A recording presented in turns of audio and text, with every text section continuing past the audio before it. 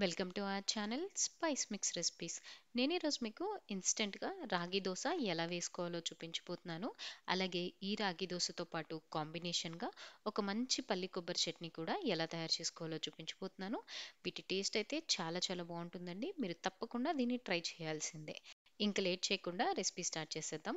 ముందుగా రాగి దోశ కోసం ఒక బౌల్ తీసుకొని అందులో ఒక కప్పు వరకు రాగి పిండి వేసుకోవాలి. ఏ కప్పుతో అయితే రాగి పిండి తీసుకున్నారో దాంతోనే ఒక కప్పు వరకు బియ్యం పిండి కూడా వేసుకోవాలి. అలాగే ఒక కప్పు వరకు పెరుగు కూడా వేసుకోవాలి. కొద్దిగా పులిసిన పెరుగు వేసుకోండి. పులిసిన పెరుగు వేసుకుంటే దోసల టేస్ట్ అనేది బాగుంటుంది. ఇందులోనే ఒక కప్పు దాకా నీళ్లు కూడా పోసేసుకోవాలి. అలాగే రుచికి సరిపడినంత ఉప్పు వేసుకొని ఇదంతా ఒకసారి చక్కగా కలిపేసుకోవాలి. మీరు అన్ని కొలతలకి ఒకే కప్పు యూజ్ చేయండి. అప్పుడే మనకి దోస పిండి బ్యాటర్ అనేది పర్ఫెక్ట్గా వస్తుంది.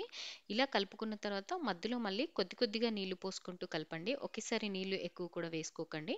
కొద్ది కొద్దిగా నీళ్లు వేసుకుంటూ ఉండలేం లేకుండా ఈ దోస పిండిని కలుపుకోవాలి. దోస పిండి మనకి ఈ కన్సిస్టెన్సీ వచ్చేంత వరకు కలుపుకోవాలండి. ఇది ప్లెయిన్ దోసలు వేసుకోవడానికి మనకి పర్ఫెక్ట్ కన్సిస్టెన్సీ అండి. కానీ నేను ఇక్కడ ప్లెయిన్ దోసలు వేయట్లేదు. కాస్త స్టఫ్డ్ రాగి దోసలు వేస్తున్నాను.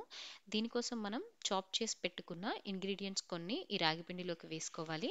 సన్నగా తరిగి పెట్టుకున్న పచ్చిమిర్చి, క్యారెట్, కొత్తిమీర, ఉంటే కరివేపాకు కూడా వేసుకోండి. అలాగే సన్నగా తరిగి పెట్టుకున్న ఉల్లిపాయలు కూడా వేసేసుకొని ఇదంతా ఒకసారి బాగా కలిపేసుకోవాలి.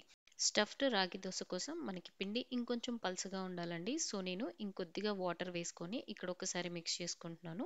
వాటర్ యాడ్ చేసుకున్నాం కాబట్టి మనం కొద్దిగా సాల్ట్ కూడా అడ్జస్ట్ చేసి కలిపేసుకుందాము.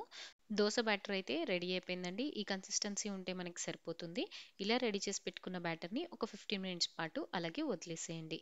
ఈలోపు మనం పచ్చడి ఎలా తయారు చేసుకోవాలో చూద్దాము. స్టవ్ వెలిగించి పాన్ పెట్టేసుకొని అందులో ఒక హాఫ్ గెరిటె వరకు ఆయిల్ వేసుకొని వేడి చేసుకోండి.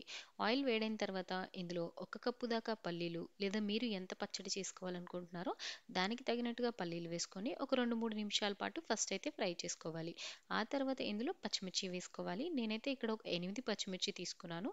మీరు మీ కారానికి తగినట్టుగా అలాగే పచ్చిమిర్చి కారాన్ని చూసుకొని అడ్జస్ట్ చేసుకోండి. 3-4 నిమిషాల్లో ఈ పల్లి ఇంకా పచ్చిమిర్చి అనేవి చక్కగా మనకి వేగిపోతాయి.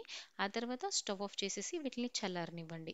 చల్లారిన తర్వాత ఒక మిక్సీ జార్ తీసుకొని అందులోకి ట్రాన్స్ఫర్ చేసేసుకోండి. తర్వాత ఇందులోకి ఒక హాఫ్ కప్ దాకా సన్నగా కట్ చేసి పెట్టుకున్న ఫ్రెష్ కొబ్బరి వేసుకోవాలి. అలాగే 3-4 వరకు వెల్లుల్లిపాయలు వేసుకోండి. కొద్దిగా చింతపండు కూడా వేసేసుకోండి. చింతపండు వేసుకుంటే టేస్ట్ చాలా బాగుంటుంది. అలాగే రుచికి సరిపడినంత ఉప్పు కూడా వేసుకొని మధ్యలో కొద్ది కొద్దిగా నీళ్లు పోసుకుంటూ ఇదిగో ఇలా పచ్చడిని మిక్సీ పట్టేసుకోవాలి. రెడీ చేసి పెట్టుకున్న పచ్చడిని ఒక బౌల్లోకి వేసేసుకోవాలి. అలాగే దీని మీద నుంచి కొద్దిగా పోపు వేసేసుకుంటే పల్లి కొబ్బరి చట్నీ అనేది రెడీ అయిపోతుంది.